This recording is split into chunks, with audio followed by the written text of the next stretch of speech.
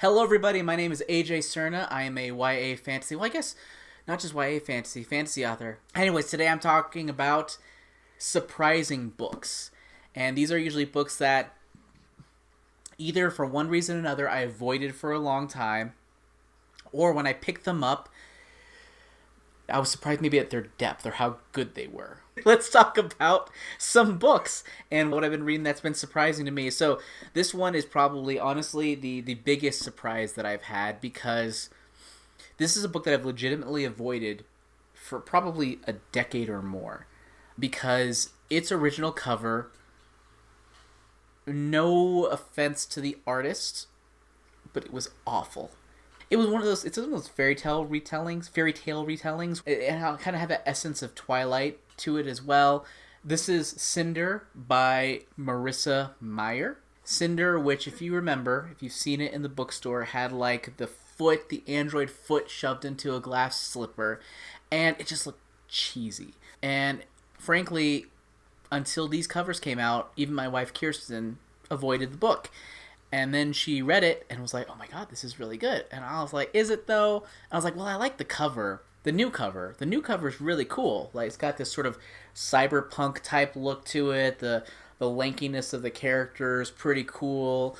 So this is a story, like I said, it's a retelling of fairy tale-ish things. It pretty much takes place in the future when there is a new Beijing, and it's essentially about this war between the Lunars and the Moon, as well as the Earthens, as they call them. And it follows several main characters, all of which are based on those, for lack of a better term, Disney princesses. Overall, it was just a very surprisingly gritty story, a lot of fun. I love the atmosphere to it. It's just an overall good time. So if you've avoided it for like me because of all of the years in the past with that cover that maybe didn't appeal to you, this is a good one to check out. Anyways, another book that was surprising to me was My Best Friend's Exorcism by Grady Hendrix. Now, this is a book that I frankly purely bought because of the cover. Look at that. Look at that. Isn't that fun? Isn't that super fun? And it's not just the front, but it's like the back. They have these stock images, and they have this weird like outline of a demon type character and this girl running. It's played very cheesy, as if it's the back of a VHS tape from the 80s. And this is a book that I didn't really expect to read it for a long time, because I was like, yeah, the cover's fun, I'll get to it in a decade or so. I'll get to it eventually. Probably about 3 months after I got it, maybe a bit more. I actually started reading to it, and I was surprised at how easy it was to just dive into the writing of Grady Hendrix. So, for those of you who don't know, the title is pretty self-explanatory. It's about two girls, high school girls, who are best friends, and one of them gets possessed by a demon, and it's about her exorcism. But I did not expect how emotional it would be, how much it would really be. You'd be engrossed in their relationship and really affected by the end. So it was surprising in how just emotionally satisfying it was. Kind of like the film director, writer-director, the auteur James Gunn, and how he's able to bring the emotions of the character and make them the forefront of what makes the story work, and also his way of incorporating pop culture into the story in a way that is not just surface level, but also meaningful. That's My Best Friend's Exorcism. Coming up next, we have The Angel's Game by Carlos Ruiz Zafón. It is the second in the series that is labeled, I forget the name, Cemetery of Forgotten Books. I think I said it differently in another video.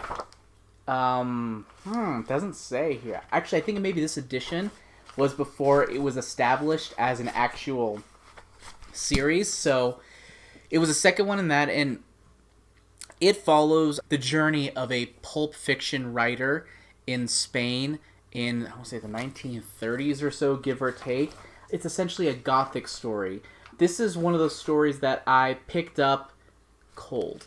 I knew nothing about the author. I knew nothing about the story. And those are really the best ones, really. And I picked it up in paperback back in, probably, what was it, 2011 or 2010 or something. It was completely great, got me interested in the entire series. Admittedly, no other book in the entire series has measured up to it, even the original, The Shadow of the Wind, which everyone talks about. But I think what really struck me about this one, why, I'm sure there are other reasons for it, but one reason why it elevates above is it's about writing. I like stories about writing. Big surprise there. And I just think it's a lot of fun in quotes. It's dark, it's a gothic sort of feel to it. It certainly has its darker aspects, but it's still fun, and if you're a fan of writing and seeing stories about other people writing, then you'll certainly enjoy this one as well. Next up, we have Skyward by Brandon Sanderson. Now, I am a Brandon Sanderson fan, but I had not read any of his young adult or his sci-fi series, and this is both of those things. It's a young adult sci-fi, and what I think I really appreciated about it, I think everything I'd read up to this point was really long of his, and I wasn't sure how he was going to have a story, which, it's not super short, but it's fairly accessible compared to a lot of his other stories. Very streamlined in how it's approached, and I didn't realize that he could write a story that was relatively short. I guess it's about 500 pages, but, it felt relatively short, very focused from a single perspective. And he had some twists and turns in here that I did not see coming, and a main character who I just thought was endlessly endearing and that you really want to root for. I wouldn't call it necessarily a mix of genres, but it's essentially an underdog story mixed in with sort of a team dynamic. So if you're a fan of movies or books where a bunch of people have to work together for a common cause and are facing up against huge obstacles, this is certainly one. And of course they have the other entries in the series as well that add to it, including novellas, which it actually becomes a really unique sort of structure for a story. So definitely worth checking out. Very fun, very accessible, and you just like a good time.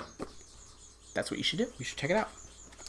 Next up, we have Legends and Lattes, and this is one by Travis Baldree.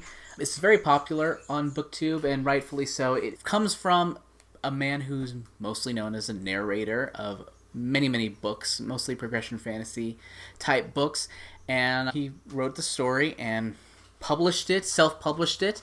It took off almost immediately. It was picked up by Tor. And yeah, I remember when the original book, before it came out, he tweeted out the cover, and at the time, I don't think this one has it. It does not have it has it on the back instead. A novel of high fantasy and low stakes. That was a tagline that he put in the original cover, which is the same image but different text. And I was sold immediately on that. And it follows an orc who has been fighting her entire life and is pretty much ready to settle down and open a coffee shop. So that's what she does. And what I think is really clever about this, yes, it's cozy fantasy, all the stuff that you've probably heard a million times, but if you're a fan of progression fantasy, they have a new take on progression fantasy where you literally see the menu start to grow. That is the progression, is the menu starts out with a coffee, and then it goes on to this type of coffee. I don't remember the specific coffees. And then the cinnamon buns, and this and that. And as the menu grows, you feel that, satisfying sense of progression. So, weird take here. If you're a fan of business books or business stories, it's satisfying to watch on that level. And if the entrepreneur inside you wants to be let out, this is one of those stories that can be a good one to help scratch your itch. And it ended up being not only fun on, its surface level, but also just fun on that sort of business aspect, which was surprising to me. That is all I have for you today on this episode. These have been several books that surprised me on one level or another. But what books have surprised you, and did any of these books surprise you as well? Let us know in the comments down below. But thank you so much. Please subscribe and check out our other videos on this channel, and I'll see you next time.